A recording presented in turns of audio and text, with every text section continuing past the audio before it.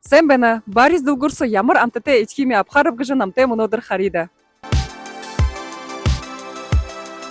Мана би Екатерина гэж нэртэй. Барисай дүлгүрсө 2 жыл хөдөлнөе. Гэ түрүүн танда Барисай собственное производство полуфабрикатышы харуулхам. Энэ мана эжим бозы хунут гэ амттай гэдэг. Ошо манда вареники бы. Дунаймын 100 грамм, дургун 100 грамм. Ошо пельмень бы, ляжарки, шарат идихді озыр ғайы амттай болдық. Тефтели, фрикадельки, ежики, голубцы, котлеты домашние и котлеты особые. Жахаң меха өдедік бүкінутты, пельмень говяжий бәйні ұқыры механғатса ордық. Шулы ғарғыжы идихе ханаха, имы манды набор бәйна. Мане оғыдемне полуфабрикадут, улаң маркеты, тонты гыжы нырыты.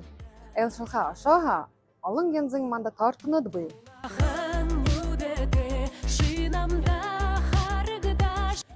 Ухры хун ивылғын әміғі зон дұшын тавансыз қабай. Ошо манда творог бүй ивылғын әміғі.